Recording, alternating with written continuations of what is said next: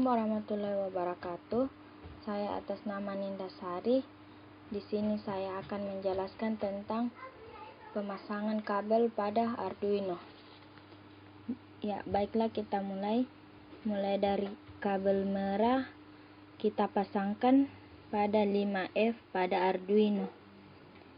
Kabel hitam atau coklat pada motor servo kita pasang pada GND.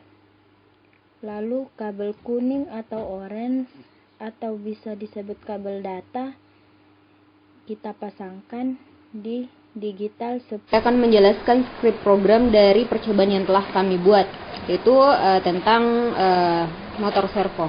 Nah, di sini pertama ada hashtag include servo. Nah, di sini kemudian ada servo my servo, berarti kita membuat sebuah nama objek servo untuk pengontrolan servo. Kemudian ada integer post 0, berarti kita mendeklarasikan bahwa ini merupakan variabel untuk menyimpan posisi servo.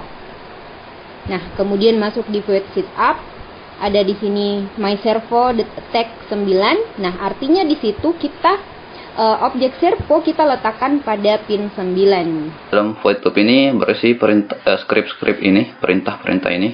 Nah, yang seperti ini merupakan komentar, hanya komentar yang tidak akan dieksekusi oleh program. Ini tujuannya untuk memperjelas saja, untuk menjelaskan fungsi-fungsi perintah-perintah ini. Nah, ini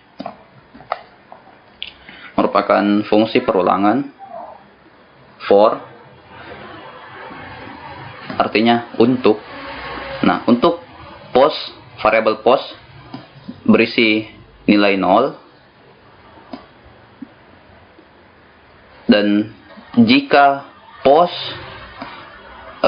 variabel post nilainya lebih kecil dari 180, maka variabel post akan ditambah nilainya sebanyak 1. Kemudian nilai dari variabel post ini akan ditulis pada motor servo. Jadi motor servo ini selama posisi post lebih kecil dari 180, maka motor servo akan berpindah 1 derajat.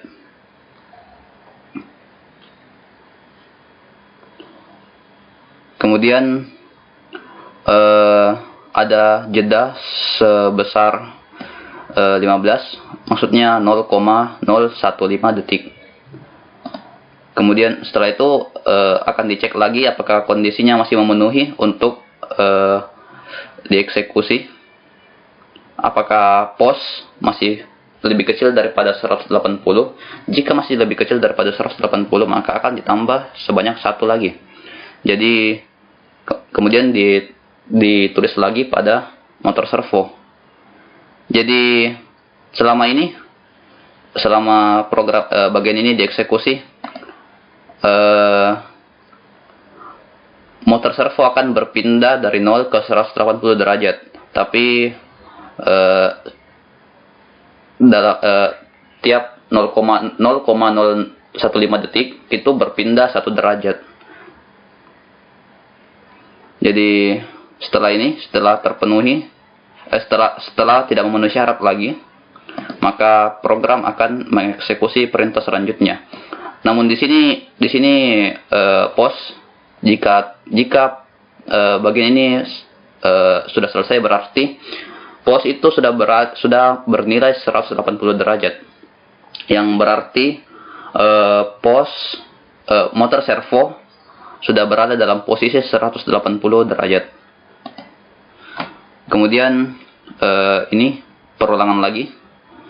Jika post berisi 180 dan jika nilai post itu lebih besar atau sama dengan 1, maka post akan dikurangi 1. Kemudian nilai post ini ditulis lagi di motor servo. Jadi ini maksudnya motor servo akan bergerak mundur, karena di sini nilainya dikurangi.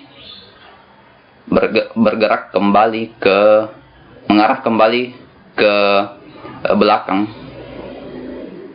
bergerak mundur, ya. Kemudian dengan jeda yang sama 0,015. Nah, selama pos itu masih lebih besar atau sama dengan 1, maka perintah ini akan terus dieksekusi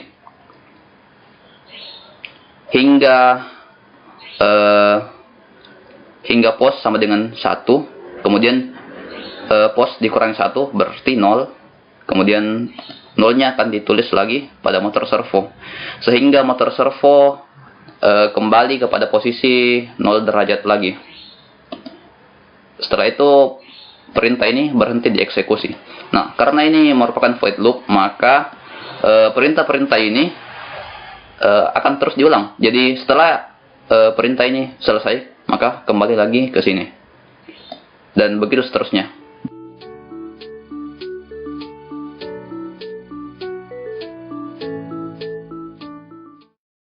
Saya akan menjelaskan apa itu motor servo dan prinsip kerjanya. Motor servo merupakan perangkat atau aktuator putar dengan sistem closed loop yang digunakan untuk mengendalikan kecepatan. Motor servo terdiri dari 3 bagian utama, yaitu motor DC, sistem kontrol, dan potentiometer. Potentiometer pada motor servo berfungsi sebagai sensor yang mengendalikan sinyal umpan balik pada sistem kontrol, apakah posisi targetnya sudah benar atau belum. Potentiometer pada motor servo terdapat 3 kabel, yaitu 2 kabel untuk power dan 1 kabel untuk sinyal. Untuk prinsip kerja pada motor servo dikendalikan dengan sinyal PWM atau pulse width modulation menggunakan kabel kontrol.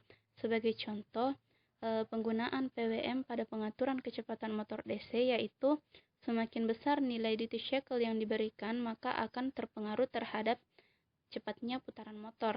Apabila nilai duty cycle yang diberikan kecil, maka motor akan bergerak lambat.